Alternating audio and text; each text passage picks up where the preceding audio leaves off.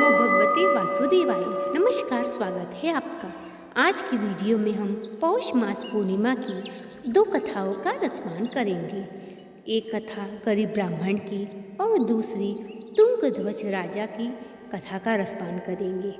Channel पर यदि आप नए आए हैं तो चैनल को सब्सक्राइब, वीडियो को लाइक और शेयर करें। कमेंट बॉक्स में भगवान विष्णु का जयकारा अवश्य लगाएं। कथा को पूरी श्रद्धापूर्वक सुने और पूर्ण सुने। कथा के अनुसार काशीपुर नगर में एक गरीब ब्राह्मण को भिक्षा मांगते देखकर भगवान विष्णु जी ने स्वयं एक बूढ़े ब्राह्मण के रूप में उस निर्धन ब्राह्मण के पास गए और कहने लगे कि हे विप्रो, श्री सत्यनारायण भगवान मनोवांछित फल देने वाले हैं। तुम उनका व्रत पूजन करो, जिसे करने से मनुष्य सब प्रकार के दुखों से मुक्त हो जाता है। इस व्रत में उपवास का भी अपना महत्व है, किंतु उपवास से मात्र भोजन न लेना ही नहीं समझना चाहिए। उपवास के समय हृदय में यह धारण होनी चाहिए कि आज श्री सत्यनारायण भगवान हमारे पास ही विराजमान है, अतः अंदर व बाहर शुद्धता बनाए रखनी चाहिए और श्रद्धा और विश्वास पूर्वक भगवान का पूजन कर उनकी मंगलमयी कथा का श्रवण करना चाहिए। श्री सत्यनारायण कथा बताती है कि व्रत पूजन करने से मन वांछित फल की प्राप्ति होती है, चाहे वह निर्धन ब्राह्मण हो, धनवान राजा हो, व्यवसायी हो, ब्राह्मण हो या अन्य वर्ग हो, स्त्री हो, पुरुष हो।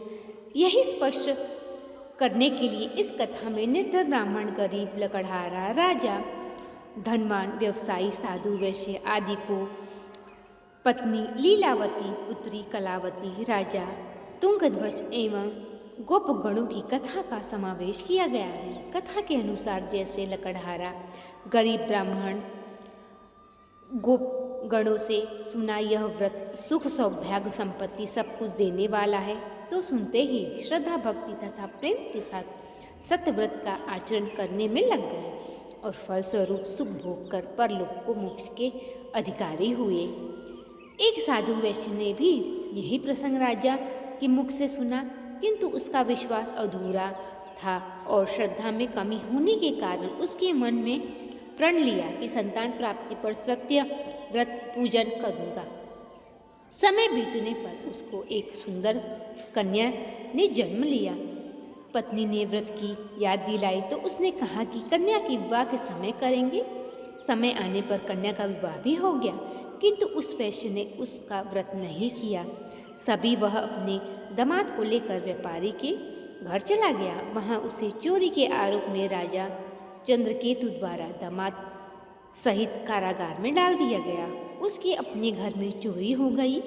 पत्नी लीलावती और पुत्री कलावती भिक्षावृत्ति के लिए विवश हो गए।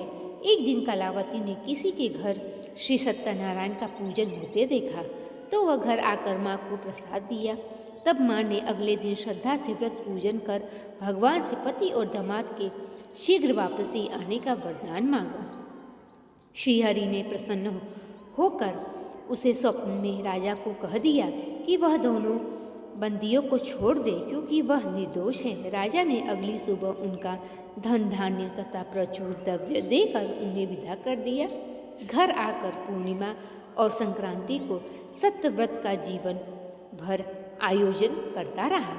परिणाम स्वरूप उसे सांसारिक सुख भोग कर अंत में उसने मोक्ष को प्राप्त किया। इसी प्रकार एक बार राजा तुंगध्वज ने भी वन में गोपगणों को श्री सत्यनारायण भगवान का पूजन करते देखा, किंतु अपने अभिमान की वजह से राजा ने न तो पूजा स्थल पर गया, न ही उसने दूर से ही प्रणाम किया और न ही गोपगणों द्वारा किया गया प्रसाद भी ग्रहण किया।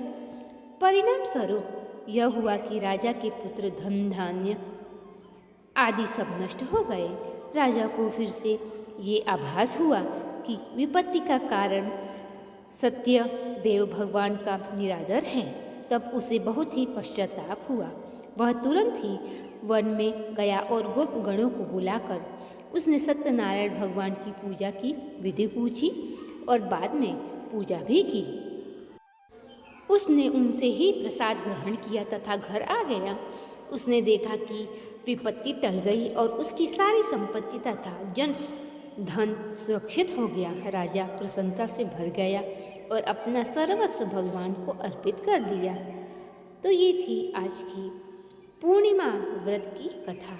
वीडियो पसंद आया हो तो चैनल को सब्सक्राइब, वीडियो को लाइक और शेयर करें। कमेंट बॉक्स में भगवान विष्णु का जयकारा अवश्य लगाएं। मिलते हैं अगले वीडियो में, तब तक के लिए नमस्कार।